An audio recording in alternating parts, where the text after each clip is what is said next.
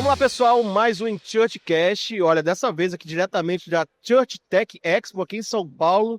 E olha que maravilha, estou aqui recebendo meu amigo Robert Marques, cara da Cultura do Reino. Muito bom, meu irmão. Obrigado pelo convite. Bom te encontrar, né? Até agora foi tudo online, já teve um papo Sim. ali também online e sempre acompanhando conteúdos. Eu acho que você também, né? Pelo que a gente estava conversando antes ali, acompanhando tudo que a gente está fazendo. Mas primeira vez ali, então você pode perceber que eu sou baixo e eu pude perceber que você é magro e tá tudo certo, né? Bem-vindo, meu irmão. Obrigado, é uma honra. Prazer. Muito bom. Bom, vamos lá, cara. Ou seja, acho que o tema já tá na estampa aqui da camisa dele, Cultura do Reino. Isso aí. Eu acho que é onde a gente, né, trabalha em sinergia. Acho que a gente tem falado muito sobre cultura, a gente tem falado sobre processo, né? Na Church, que eu acho que de fato é isso que a gente tem feito como missão, né? O pessoal confunde muito, né? Pensa que a gente é um aplicativo, uma tecnologia. E se você pensa isso, você está certo também. Só que tem a Church Tech, que é uma empresa de tecnologia, mas a gente tem, né, a Church Move, que é uma organização, é um movimento, e tem a Church Educação. Os dois estão muito interessados o quê? A auxiliar a igreja no quesito que como é que a gente pode atrair pessoas, como é que a gente deve, nesses dias de hoje, alcançar, se comunicar, ter uma conversa com os jovens que estão perguntando as perguntas que não faziam há 20 anos atrás. Como é que a gente deve abraçar, como é que a gente deve cuidar, então, nessa esteira entre alcançar o cuidado e uma capacitação que tem a ver com o discipulado, mas tem a ver com esse caminhar junto dentro de uma maratona, né? E aí, eu quero começar esse papo, porque eu acho que é isso que a gente está fazendo. Então, a gente usa a tecnologia para isso, usa a educação, e tudo que tiver, se você tem alguma coisa aí nova para ajudar a igreja, no sentido de como é que a gente alcança pessoas, como é que a gente cuida melhor delas e entrega discípulos de Cristo no final, procure a gente, procura a cultura, procura a iChurch, que você vai ser bem-vindo dentro desse movimento. Mas, Robert, como eu estava te falando, a gente, lá na Church, a gente para todo dia meio-dia para poder fazer a leitura da palavra, né? A gente fica meia hora ali dentro de um versículo e entendendo e nutrindo e tentando ali, de alguma forma, nos aprofundar em Deus. Inclusive, que eu acho que é uma cultura que deveria também estar no dia a dia da igreja, né? Depois você me fala sobre isso. Só que aí, quinta-feira, a gente tem mais extenso, que é um louvor e adoração, a gente chama de Quinta-feira. Mas quando a gente começou com isso, de alguma forma, Deus me orientou, eu sem saber o porquê. Depois de um tempo eu fui entender o porquê, até das palavras ali do pastor Paulo Borges Júnior. Consegui entender o porquê que a gente foi direcionado a nisso. Mas a gente foi direcionado a ler Atos 2. E aí, nessa leitura, a gente passou 2 vezes, versículo a versículo, tentando entender as vírgulas que estavam ali. E a gente entendeu que aquilo era um processo de uma igreja saudável. Todos juntos num lugar, derramado o Espírito Santo. Pedro, então, tem a responsabilidade do primeiro passo, né? Queria que você falasse sobre a responsabilidade dos jovens hoje, em termos de ser servo e ser voluntário. Então, Pedro ali se levanta com muita autoridade e responsabilidade, e ele vem com uma pregação que aponta o dedo mais do que mina. E aí você vê que a continuação disso é continuar a andar juntos. Sinais e maravilhas aconteciam no meio deles, nas doutrinas dos apóstolos e tal. E aí você vê que lá no 47 termina com Deus acrescentando pessoas dia a dia. Então, quanto a InChurch, a gente falou, cara, é isso que a gente precisa auxiliar a igreja a viver. Como ela vive a cultura de Atos 2 nos dias de hoje. Porque esse é o ponto. Como é que a gente anda junto e anda com as pessoas nos dias de hoje? Lá atrás, talvez a gente poderia falar, poxa, será que a gente pode comprar um sítio e anda todo mundo junto? Né? Mas hoje, como é que a gente faz isso? E a gente entendeu que tanto é um processo em que a igreja precisa viver, quanto, e aí, claro, no Atos 3, Atos 4, a gente aprende, né, com os problemas da igreja, a gente aprende como lidar com cada situação. Mas a gente entendeu que é um processo de uma igreja saudável. Se você não está olhando para isso, você deveria olhar. Mas a gente entendeu que também precisa ajudar a igreja a desvirar Atos 2. Porque parece que a gente não entendeu Atos 2, ainda virou o contrário, que é vamos acrescentar pessoas dia a dia e se der tempo, a gente deixa o Espírito Santo dar uma falia. Então a gente falou, cara, acho que a gente vai precisar ajudar, e não generalizando, é claro, mas ajudar a igreja a desvirar Atos 2. A gente precisa estar todo mundo no lugar, seja qual for ele. E aí a gente cria um espaço para, de repente, se de repente Deus é engraçado, né? Curioso, né? Engraçado, é curioso. De repente, mas não tinha um de repente, tinha alguns princípios atrás, né? De andar todo mundo junto, como é que estava o coração. E você que fala tanto de cultura, eu queria que você comentasse sobre isso, sobre esse processo, sobre princípios do reino, que a igreja talvez hoje, na altura dos seus 16 milhões de desigrejados, precisa falar, opa, a gente ganhou, mas a gente perdeu. E a gente, talvez, nesse processo de expansão da igreja, talvez a gente precisa colocar também a reconexão com as pessoas, né? Queria que você comentasse sobre isso aí. Perfeito.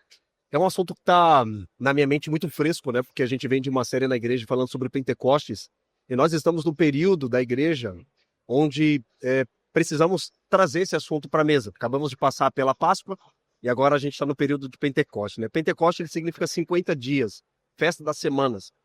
E Jesus fala para eles não saírem de Jerusalém. Antes eles serão revestidos de poder para serem testemunhas. Vale a pena observar esse background para a gente entender o que está acontecendo, o que aconteceu naquele período, o que está acontecendo hoje. Então, Jesus ele dá uma ordem. Não saiam de Jerusalém. Ele soprou sobre os discípulos, receberam o Espírito Santo para perdão de pecados. A gente encontra isso no final do livro de João. Até então, eles não tinham recebido o revestimento de poder. Eles já tinham o Espírito Santo, mas não tinham o revestimento de poder.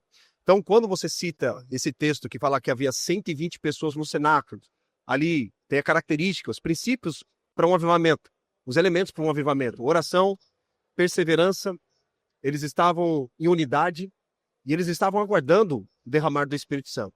E quando fala 50, então se a gente fizer um cálculo rápido aqui, você vai ver que Jesus ressuscitou no terceiro dia, passou 40 dias ensinando os discípulos ressurreto, e ele sobe aos céus. No último dia da festa do Pentecostes, aí o Espírito Santo desceu sobre eles. E ali fala que vieram línguas repartidas como de fogo. E todos foram cheios do Espírito Santo. O que acontece com isso, Sidney? Que existem hoje muitos cristãos salvos dentro da igreja, mas não estão revestidos de poder. Não estão envolvidos com a grande comissão. Ser testemunha de Jesus, de Jerusalém, Judéia, Samaria até os confins da terra. Não está envolvido com a pregação do evangelho, não está fazendo discípulos. Tem muitos cristãos que têm um coração, mas precisa desse derramar do Espírito Santo para que eles possam cumprir com o ID, porque o revestimento do Espírito Santo ele é uma capacitação sobrenatural para a gente fazer e falar coisas que humanamente a gente não conseguiria fazer. E quando você citou aquela pregação de Pedro, uma pregação de um homem iletrado, mas debaixo da unção do Espírito Santo, mais de 3.000 almas se converteram ao Senhor e eles falaram, o que faremos, Senhor?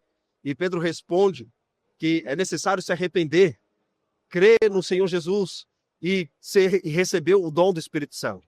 E aí o versículo 42 de Atos 2 ao 47, ali falam das características que toda a igreja precisa desenvolver. Então ele começa dizendo, perseveravam na doutrina dos apóstolos.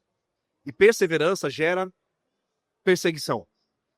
Todos que perseveram na doutrina, na palavra de Deus, inevitável, vai ser perseguido.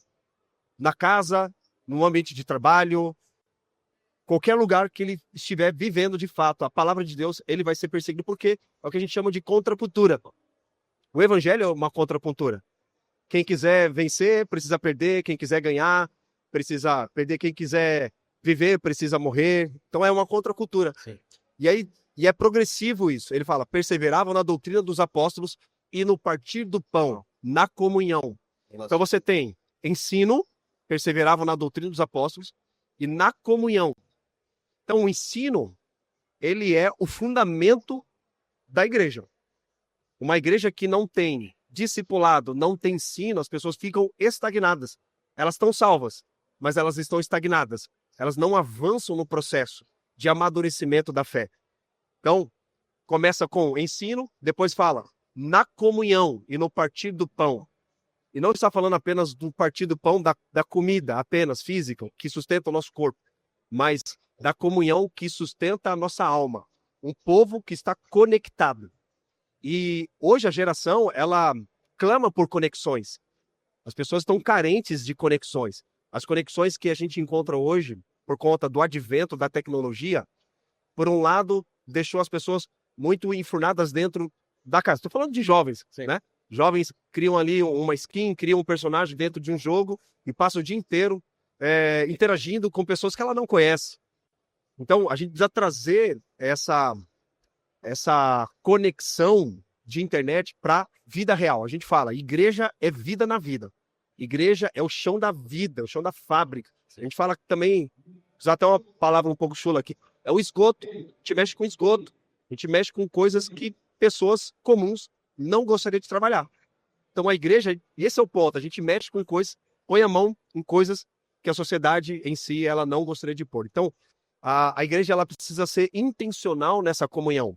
Não esperar, por exemplo, alguém falar assim, vai lá na minha casa, ou o pastor nunca me chamou para fazer alguma coisa. A gente precisa preparar a mesa, sem esperar que o outro faça alguma coisa. A gente tem que ser intencional na comunhão. E para quem vive em contextos urbanos como o nosso, é cada vez mais raro esse tempo de comunhão, de conexão. Então a gente precisa criar pontos de conexão, não de atividades, mas de conexão, onde essas pessoas possam ter esse crescimento mútuo. Então fala na comunhão e no partir do pão e nas orações. E fala, também ele vai dizer o seguinte, o texto ele vai ser progressivo ali. Ele fala assim, que eles compartilhavam os seus bens, para que não houvesse nenhum necessitado. Então aqui a gente entra no terceiro ponto, que é serviço. Eles serviam uns aos outros com seus talentos, com o seu tempo e com seus recursos. Uma igreja que está envolvida em servir e não em ser servido, né? A gente fala muito sobre isso, sobre pessoas que vão para um ambiente eclesiástico para consumir. Então ela vai lá, quero ouvir uma palavra, quero participar do louvor, mas eu não quero me engajar, eu quero só ser servido, não quero me envolver com nada. Isso a gente chama de, talvez seja um cristão, mas é um cristão meia boca. Né? O John Stott, ele faz um pouco dessa diferença entre um cristão e um discípulo radical. Um cristão normal, ele faz acepção de áreas que ele quer se envolver, desde que isso não tire ele da zona de conforto. Agora, um discípulo radical, não. Ele não se move por áreas que ele gosta, mas ele se move por áreas que são necessárias de um envolvimento, de uma participação. Ele não fica esperando alguém resolver. Ele se coloca numa posição de ajudar na solução de um problema que possivelmente ele esteja vendo. Então ele está servindo. Ele está com o coração de servo. E a gente precisa ter esse coração de servo. Né? Esses dias, por exemplo, foi um assunto muito falado na rede social sobre obreiro, voluntário, né? Não importa a nomenclatura. O que importa é que você esteja servindo com entendimento. Por que você está servindo? Ou está servindo por servir? Quem te chamou para servir? Quem te chamou para servir? É a pergunta que deve ser feita. E também, pelo qual motivo você está dando a sua vida? Por exemplo, como que eu explico isso? Eu assisti um documentário no Netflix de um repórter que, na época lá do Vietnã, ele foi até o Vietnã e fazer entrevista com soldados. E chegou diante dos soldados americanos e perguntou: o que vocês estão fazendo aqui e por que vocês estão aqui? Sabe qual foi a resposta dos soldados? Não sabemos. Apenas obedecemos a uma ordem dos políticos, mas não sabemos contra que inimigo nós temos que batalhar e pelo que nós precisamos batalhar. Só sabemos que a gente tem que matar alguns Vietcongs. Então eles não sabiam o motivo, o propósito para o qual eles estavam combatendo. Então, precisa saber qual o propósito para você estar servindo. E lá na comunidade local a gente fala, a partir do momento que você dá o seu sim, esse sim já não pertence mais a você. Porque senão o cara vai ficar com aquela coisa, com aquele cristão meia boca, né? Eu quero servir na área que eu gosto, do jeito que eu quero, no tempo que eu quero. Então é melhor nem servir, porque não tem propósito no que você faz. E aí, o que acontece? Se esse cara não tiver entendimento, ele lá no final, ele vai dizer o seguinte: só me usaram. Eu me senti usado. Por quê? Ele não entregou o coração antes da mão. O nosso coração, como diz lá no livro de Reis, um soldado falando para o outro soldado, o seu coração é reto para o meu coração, como o meu coração é reto para o teu? E ele estava numa carroça. E aí o soldado respondeu, sim. Então pegou pela mão e fez subir até a carroça. Então, antes de ter a mão, primeiro ele alinhou um coração. O coração estava alinhado. Então, o serviço estava literalmente com propósito. E esse é o terceiro ponto. O quarto ponto que ele aborda é a questão é a questão de relacionamentos saudáveis. Então, como a gente estava falando anteriormente, todos na igreja são irmãos, mas nem todos são amigos. Então, dentro de um discipulado, a gente trabalha 3 pilares, como eu estava abordando, que é o ensino, a construção de uma amizade e a prestação de contas. E Deus fala que ele não revela os seus segredos aos que ou melhor, ele revela os seus segredos aos que os temem. Então, é a construção de uma amizade, para que haja relacionamentos saudáveis dentro dessa estrutura eclesiástica. E o quinto e último, obviamente, acrescentava os que iam sendo salvos. Quando a gente passa a viver uma vida de ensino, de comunhão, de serviço, de adoração, porque eles louvavam a Deus no pátio do templo, de casa em casa, que era um outro ponto que eu ia abordar, que é a questão da adoração, que é muito mais do que uma música. Adoração é a vida da pessoa, é uma entrega, uma vulnerabilidade completa. Uma igreja que vive, de fato, uma adoração genuína, constante. Obviamente, e fala que Deus quem acrescentava. A gente pode utilizar métodos? Podemos. Mas a missão estava sendo cumprida. Aqui está um ponto que eu encerro aqui um pouco a minha fala. Existe a diferença entre método e missão. A missão ela é imutável. A mesma missão que havia naquele período de Atos 2 deve ser a mesma missão que a gente precisa viver hoje, sem tirar nem pôr. Agora, o método, ele é mutável. De tempos em tempos, a gente precisa reavaliar a nossa forma de comunicar o evangelho, a nossa movimentação, para se adaptar ao tempo que nós estamos vivendo, né? Agora a gente está num tempo que as inteligências artificiais estão cada vez mais dominando o cenário e até mesmo dentro da igreja, Sim. né? E a gente precisa ocupar esses lugares, porque se a gente não ocupar, a sociedade vai ocupar nosso lugar e aí depois a gente vai ficar chorando leite na tigela, né? Porque a gente não se envolveu. Então a gente precisa entender o tempo que nós estamos vivendo para cumprir com essa missão nos dias de hoje. Então, método e missão são coisas diferentes, mas elas precisam se complementar para que a missão de Deus ela seja cumprida.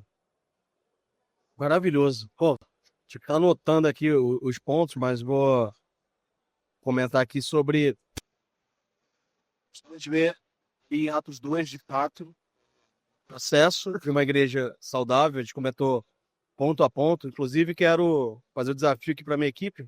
Como a gente leu ali 2 vezes Atos 2, na segunda vez que a gente passou versículo a versículo, a gente teve um exercício, que foi como a gente pode auxiliar a igreja a viver nos dias de hoje esse versículo aqui. E aí, você que comentar aí, quero o resumo, a gente vai mandar para você então esse resumo de como viver Atos 2 dos dias de hoje. A gente começou a colocar lá, poxa, imagina se fosse isso, imagina fazer dessa forma, né? Então a gente quer mandar para você também, independente se você tá com a gente como em church ou se você também não tá. Então, depois comenta aí, quero o resumo. Mas vamos lá. Então a gente vê então Atos 2, princípios. Tenho falado muito sobre isso, acho que o pessoal pergunta sobre a igreja do futuro. E aí o engraçado, o irônico é você descobrir que a igreja do futuro é a igreja do passado. A gente tem que voltar e ao princípio de tudo e falar aonde a gente errou, aonde a gente tem, né, talvez desvirtuado com os nossos próprios métodos, deixando um pouco essa questão da missão, como você falou, ou da essência, ou princípios em relacional, princípios desse partir do pão, né?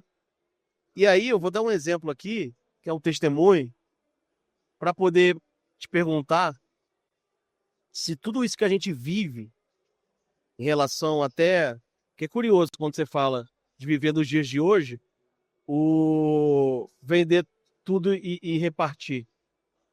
Aí você pega essa parte e fala, meu Deus do céu, que evangelho é esse? É comunista? Meu Deus, o que é isso, né?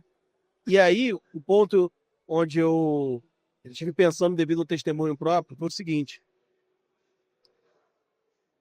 Na igreja, então, ou seja, relacionando, tempo de mesa, né? Andando junto, né? Vim para cá, por exemplo, fazendo algumas atividades, né? Do meu discipulado. Então, isso mostra também esse andar junto, né? Tá fazendo a arte da camisa, por exemplo, no Canva mesmo, né? E dando ideia ali. Ou seja, tô aqui, mas tô junto também de alguma forma. Mas eu fui surpreendido com uma coisa, Robert, que aconteceu, que foi o seguinte. Tem um casal muito amigo, a gente sempre anda, viaja juntos.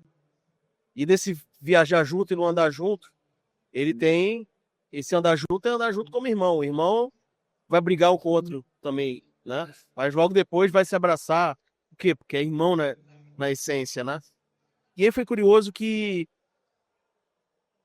a gente aconteceu algo que eu vim até de um atrito com esse casal, eu e minha esposa, né? Caso até foi eu o pivô, fui mal compreendido com algo. E aí ficou um pouco assim e tal. Só que o que aconteceu? Logo depois, é, esse casal entrou numa crise financeira muito grande e o amigo, né, ou seja, o marido, rapaz, o cara foi assim no chão mesmo, né? O cara nem tem costume de chorar, chorou e tal. E aí eu fiz algo que falei, não, cara, vou ver como é que eu vou te ajudar e etc. Eu coloquei até meu cartão à disposição ali dele. Uma atitude assim muito simples. Eu fiz isso muito naturalmente. E aí ele, cara, poxa, obrigado. Cara, nem sei como é que eu te agradeço. Pô, ele já é impactado com essa situação. E aí eu falei assim, falei, cara, fica tranquilo, meu irmão. Se vê aí. Se acontecer alguma coisa também, cara, os meninos, a questão lá da escola e etc. Se for o caso, eu vendo meu carro e, cara, a gente vê isso aí. Aí eu falei naturalmente, eu pactei depois com a resposta dele. Porque ele me devolveu, assim, meio querendo chorar e paralisado. E a resposta dele foi o seguinte: ele falou, cara, tu é irmão mesmo, cara. Tu é irmão mesmo. Obrigado. E o quanto isso, depois, olha que legal, é onde você vive a experiência dessa vida na vida, quando você é impactado, porque eu fiz tudo naturalmente. Depois, a reação dele, em falar, você é irmão mesmo, então, eu falei, caramba, o que eu fiz? O que eu fiz? Eu fiquei analisando. Falei, caramba, não é algo comum, de fato. Mas eu achei muito natural. E aí, talvez isso Por que eu falei tudo isso? Para poder falar se essa parte já não é fruto também de todo esse ensinamento, de toda essa. Você falou ali da adoração, da restauração da adoração, adoração como sacrifício e etc. O que a igreja está faltando em princípios e processos de ensino e etc., que vai construir cristãos dessa forma, que se surpreende com a sua própria atitude, porque eu me surpreendi com a minha própria atitude, né? Eu não estou querendo contar essa história, querendo ser o cristãozão da última bolacha, mas é porque eu aprendi com isso. Eu falei, cara, o que eu estou fazendo? E eu fiquei pensando justamente nisso. Será que isso não foi gerado em mim? Porque se em nós a gente vai proteger o nosso patrimônio, em nós a gente vai falar, caramba, graças a Deus é com ele e não comigo, né? Sim. E aí eu sou surpreendido com a atitude dessa que me ensina e ensina ele. E é isso que é depois o que a gente fala sobre estar aberto a isso, né? Então, fica esse testemunho e queria que você comentasse isso, como de fato, como é que a gente traduz os dois para os dias de hoje? Porque se a gente lê nisso, a gente pega esse trecho e fala, caramba, vão querer mexer no meu patrimônio. Se a gente pega ali, por exemplo, e viviam juntos, a gente fala, caramba, vamos morar no sítio?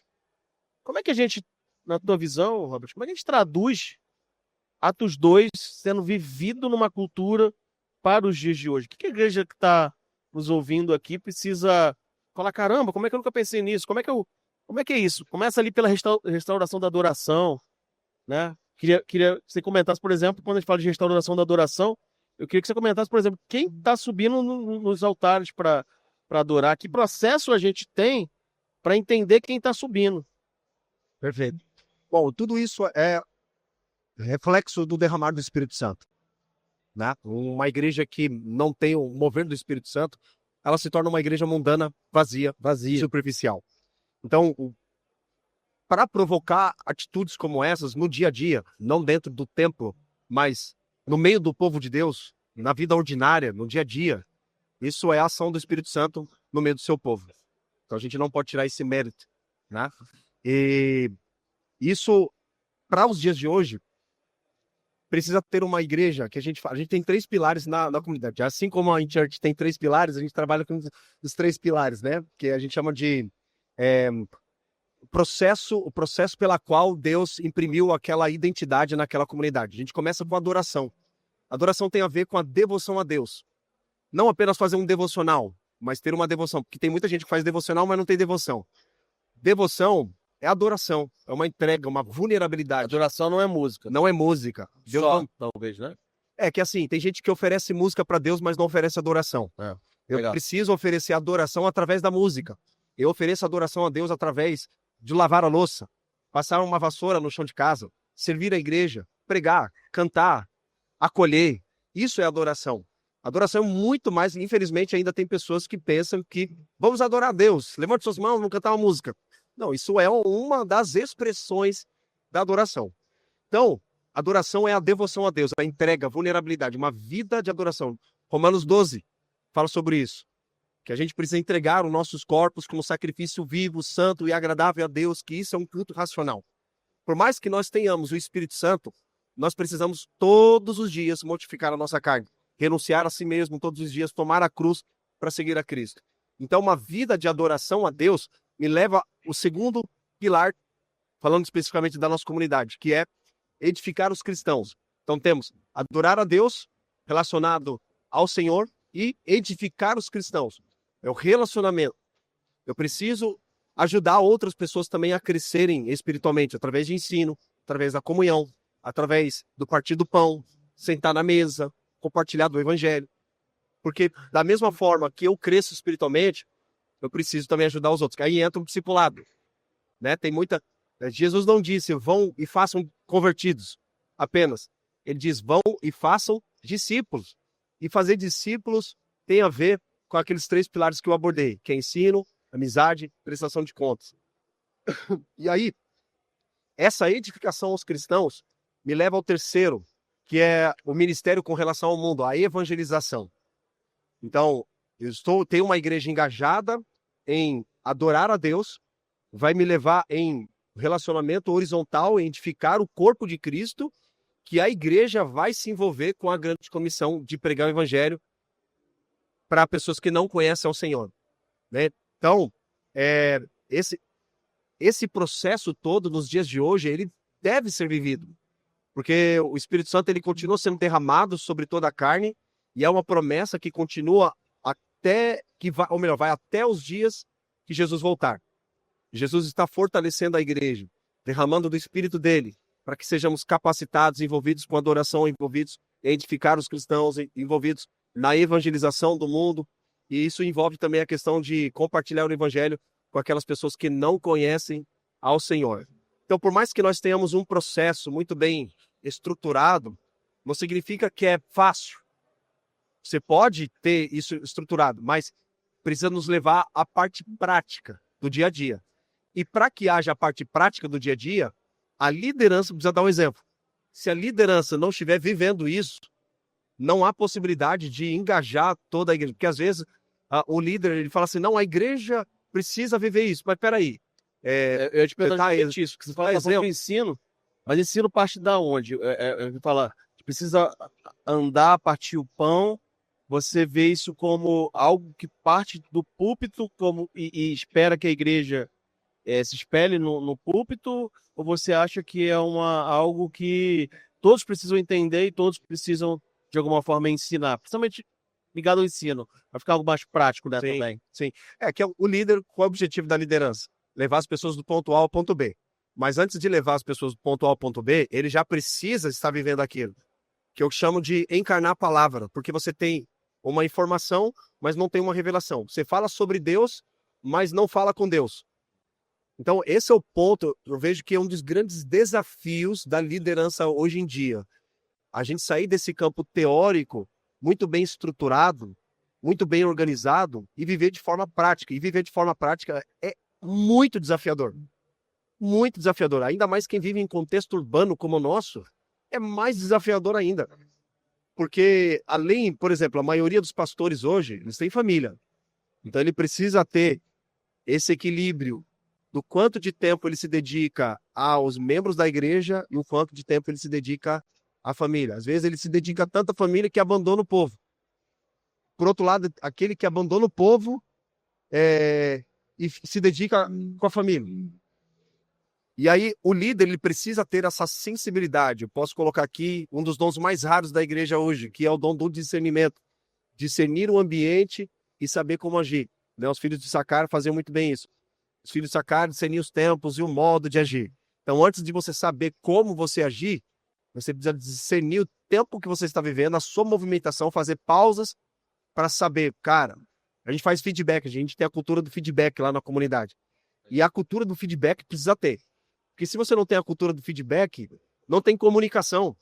A palavra Babel significa o quê? Confusão. E onde tem confusão, não tem comunicação. E quando não tem comunicação, todo mundo sai fazendo o que der pela telha e aí vira uma desordem. O que, na verdade, deveria se tornar um organismo organizado, se torna uma desordem. E é o desafio. O líder ele precisa ter esses princípios. Porque se o líder não imprime essa cultura dentro da comunidade, não adianta cobrar dos liderados. Por exemplo, quando a gente fala de cultura, né? A gente suspeito para falar de cultura. Por exemplo, um líder da igreja chega atrasado no horário do compromisso. E se o líder que está liderando essa pessoa trata isso como uma normalidade, ele estabelece um padrão. Todo mundo vai. Que é normal. Não, é normal chegar atrasado. Então, o líder ele precisa ter essas características fundamentais de liderança, não apenas para fazer uma boa gestão, e não apenas para fazer uma boa estratégia, mas ele precisa ter a unção de Deus para inspirar pessoas. Tem um livro do John Maxwell, que ele fala sobre os 5 níveis de liderança, o último livro que ele fala sobre inspirar pessoas. É as pessoas verem em você não apenas uma credibilidade, mas ver a autoridade que Deus derramou sobre a sua vida, a ponto de Paulo dizer, sejam meus imitadores, como eu sou de Cristo. Porque eles viam em Paulo não apenas um discurso, mas era a vida na vida. Então, Paulo, ele tinha credibilidade com as pessoas e também ele tinha a autoridade de Deus. Você pode ter autoridade, mas pode perder a credibilidade. A credibilidade são maus comportamentos, maus hábitos, pecados. E você trata isso com uma normalidade. Por mais que você tenha autoridade dada por Deus, as pessoas já não olham para você com credibilidade, com respeito, né? E aí a liderança ela precisa criar essa cultura de vida com Deus na prática. Vamos orar? Vamos orar. Vamos adorar de verdade. Vamos evangelizar de verdade. É encarnar a palavra, né? Tanto é que o verbo se fez carne. João Batista encarnou a palavra de Deus. Eu sou a voz do que clama no deserto. Então a liderança ela precisa abraçar essa cultura de viver na prática aquilo que está sendo liberado no púlpito, né? Porque vamos lá, uma pregação de culto, ela é confortável, as pessoas estão indo lá para te ouvir, né? Mas pastoreio, a vida da igreja não é no domingo. A vida da igreja é durante a semana, nos grupos pequenos, no discipulado. Tanto é que, por exemplo, para você saber o tamanho de uma igreja, não é olhando para o culto de domingo, é olhando para quantas pessoas estão engajadas em discipulado, grupos pequenos. Ali você vê realmente o que é a igreja vivendo de maneira prática, que é os pontos, as características que a gente abordou de Atos 2, 42 e 47. Ensino, adoração, serviço, comunhão e evangelização. Vocês basearam toda os princípios e o dia a dia da igreja em Atos. Em Atos, é o modelo. É isso. Não adianta a gente tirar, qual é o modelo que está dando certo no Brasil? Eu vou tentar copiar. Copia o que já deu certo, É isso. que está na Bíblia, está ali. Atos 2, 42 ao 47. Tem os 5 princípios Ó. que toda igreja madura e saudável precisa ter para trabalhar a grande comissão. Não apenas crescer numericamente, mas crescer em qualidade. Porque, por exemplo, eu acredito que você já deve ter visto esse dado do IBGE, que até 2030, o Brasil vai saltar para 30% da população cristã evangélica. Aí fica aquela coisa, né? Entre 30 e Eu 36. acho que vai para mais. Ah. Se eu não me engano, vai para mais que isso. 30, Que vai se tornar, 30, alguns apontam 30 e 36. vai se tornar um Mas- país evangélico, como os Estados Unidos. Que a cultura Só que não estou olhando para outro dado, que a gente cresce em termos de. Só que ele precisa olhar para o dado que ele pega também, que é o desigrejados, Sim, evangélicos não praticantes exato, e ex-evangélicos. exato. E aí que a gente começa a analisar o problema. Fala, caramba, estamos impactando, mas não estamos caminhando. Exato. Né? É o que a gente fala, né? Que um dos maiores desafios nossos, como igreja, na questão ocidental, até falando do Brasil, do nosso quintal, não é tanto o evangelismo, porque o brasileiro, ele é cristianizado. Se você perguntar para qualquer pessoa na rua, já falar de Jesus? Já. Claro que temos as regiões não alcançadas, como ciganos, quilombolas, né? Mas para qualquer brasileiro comum, se você perguntar, conhece Jesus? Conheço.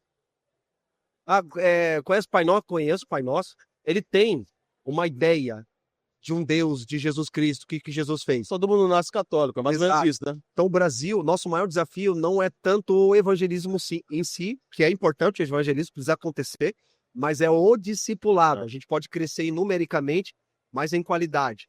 E aí entra o trabalho da liderança de trazer essa cultura para dentro do ambiente eclesiástico, no dia a dia.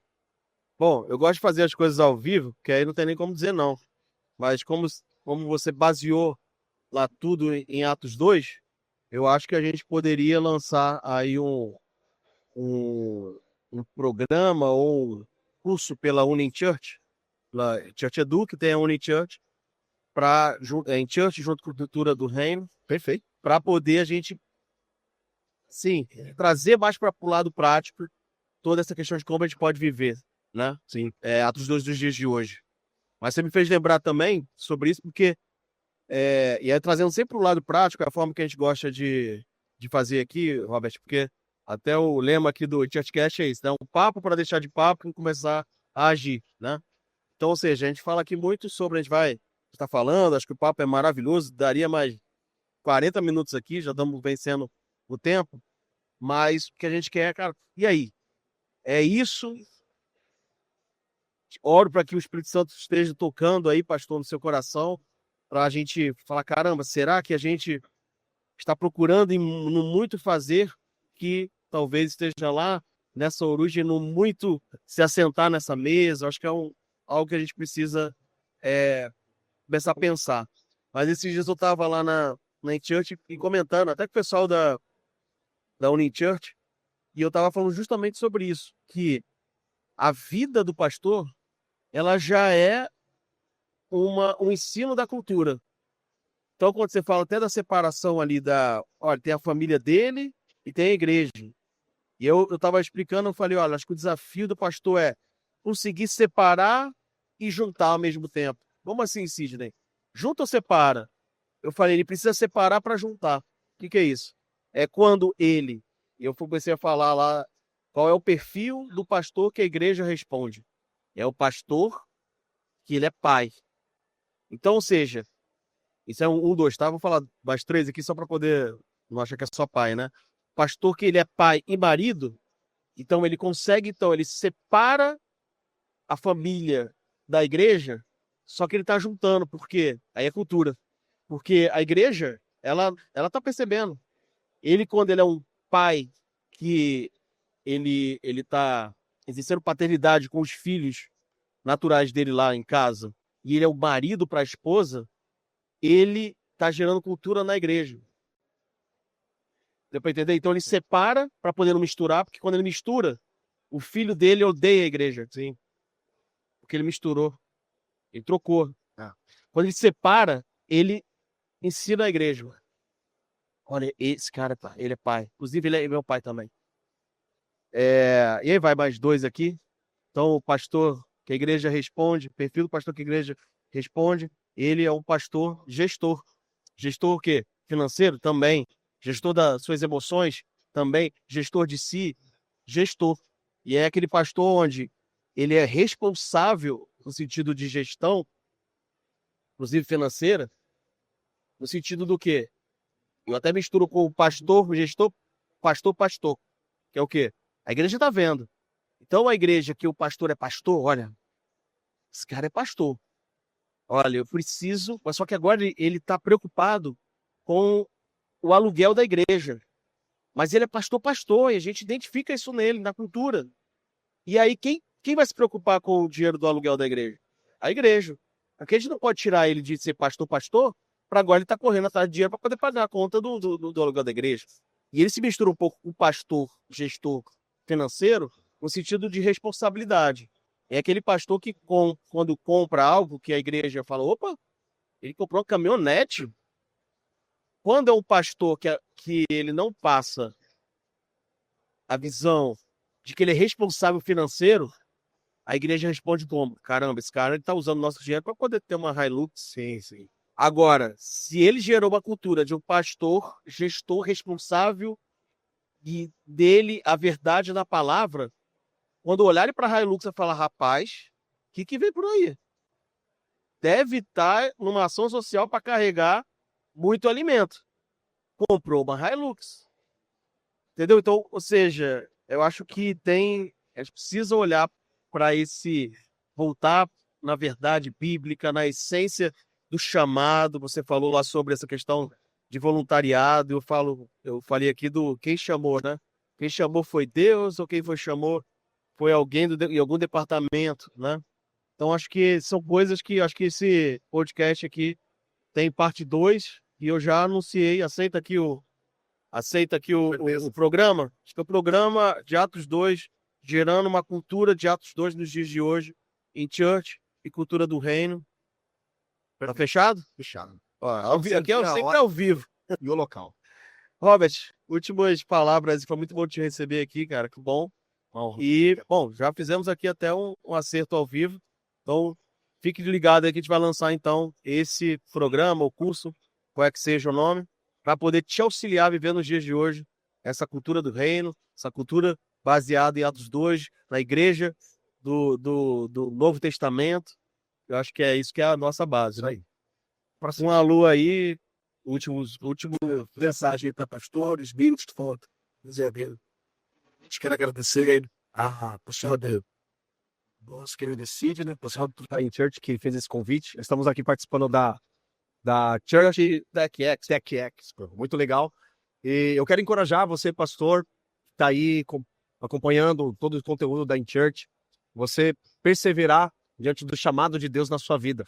Como a gente citou aqui sobre as características que uma igreja ela precisa desenvolver na sua localidade, é você não ter apenas um campo teórico, mas você buscar viver na prática, sempre revestido com a autoridade do Espírito Santo. Quando a gente está envolvido com o Espírito Santo, todas as coisas acabam acontecendo. Se Deus usou um homem, Pedro, iletrado, que não tinha formação acadêmica, vamos dizer assim, mas ele estava carregado do Espírito Santo e ele pregou uma mensagem que converteu milhares de pessoas. Então, se colocar nesse lugar. Se você estiver vazio do Espírito Santo, se encher do Espírito Santo, ser revestido de autoridade e poder para você pregar com ousadia, você liderar a comunidade com ousadia, fazer uma gestão com ousadia, para que o reino de Deus possa avançar através da sua jornada. Maravilhoso. Gente, você que gostou então desse conteúdo, compartilhe com líderes, pastores. Já ativa o sininho aí para toda vez que a gente subir, tem muita coisa que vem por aí também. Pedro já fez também vários podcasts aqui. Nos siga também e compartilhe no Instagram, siga a gente lá no Instagram. E como eu te falei, a gente vai lançar então, né? Não tem nem como dizer não.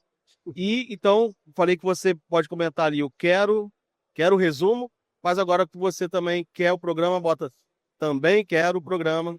E a gente também vai entrar em contato com você, tá bom? Até o próximo em Churchcast. Deus abençoe tua vida e o teu ministério.